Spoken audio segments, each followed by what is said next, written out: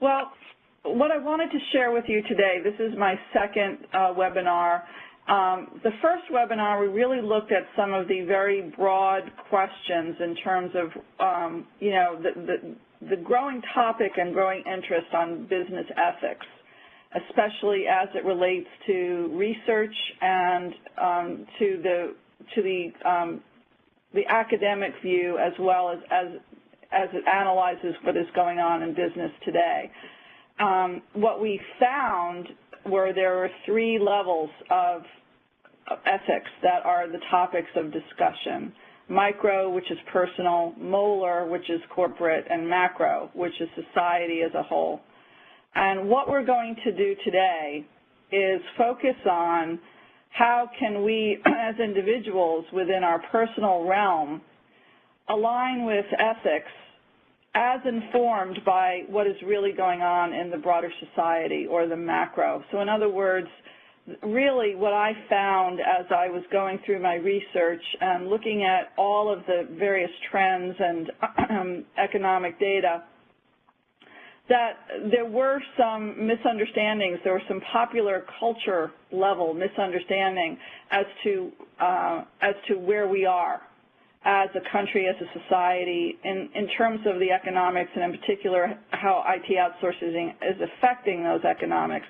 And I really felt that we needed to go through those to set the stage.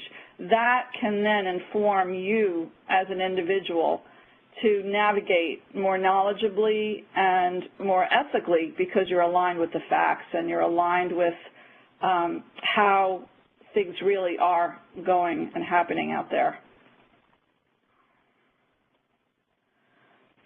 So today, we're going to take a look at really the micro, but in many ways, most of the topic of discussion is the macro. Now, hopefully you can see some of this. I think it's a little bit of an eye chart, but I wanted to share with you what do we mean, and what are some of those questions, and how do we make the distinction across the 3 ethical level span of control. A typical question for a macro would be looking at normative industry practices as a whole. Are these ethical? Corporate would be, is the company itself working within an ethical framework? And then micro is individual. Does the job that I do the decisions that I make, are those aligned with ethical principles? Now, this is a summary of the current research, the next slide here, on the macro context. And as you can see, there's a lot of emphasis on jobs lost. Forrester listed 100,000 jobs roughly. Data Monitor, there's a gentleman from, economist from Princeton, 42 to 56 million, Brookings Institute, et cetera. And yet, Global Insight, which is Nobel Prize-winning economist led, and many other research, much of the other research that I found directly contradicts these findings. And let me share with you kind of my understanding of how this works.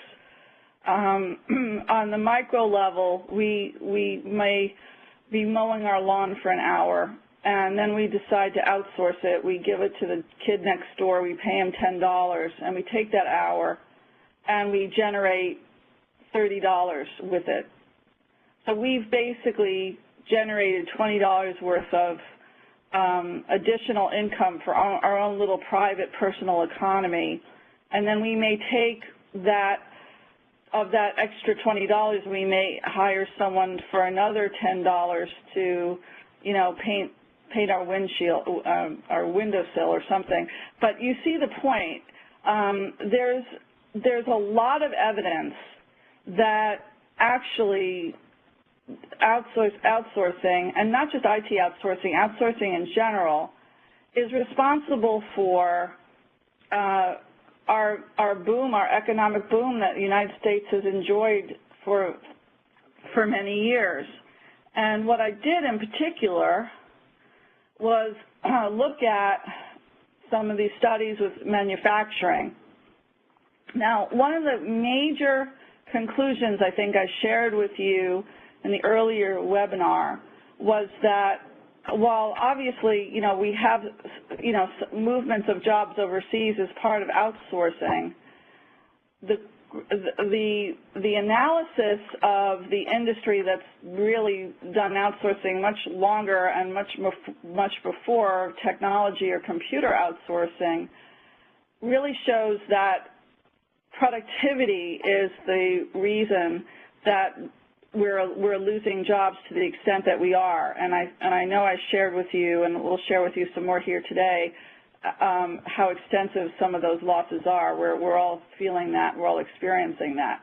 But as you can see on this slide, in the very same decades that employment is diving, productivity is soaring.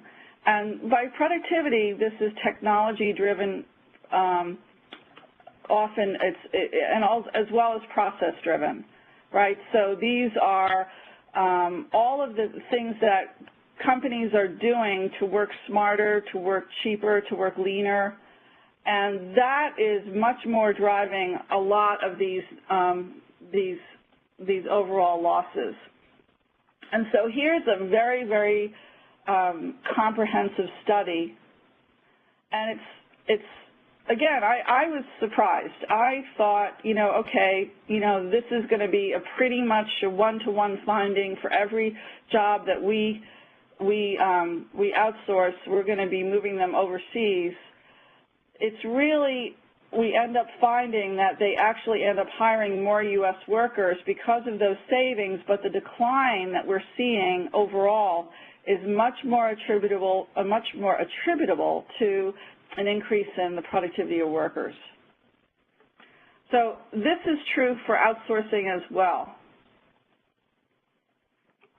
Now, this is something that I had shared with you on our last webinar. It's put out U.S. Department of Labor, and I want to spend a little bit more time on it today because the implications for my findings are very interesting here. It's called the Beverage Curve, and basically what it does is it tracks the number of job openings versus the number of people who are looking for jobs.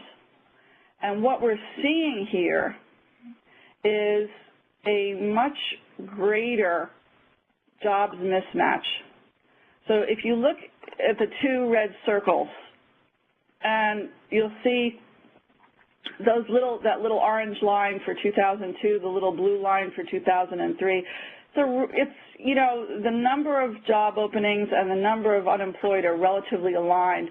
If you jump to 2010, look at the difference there.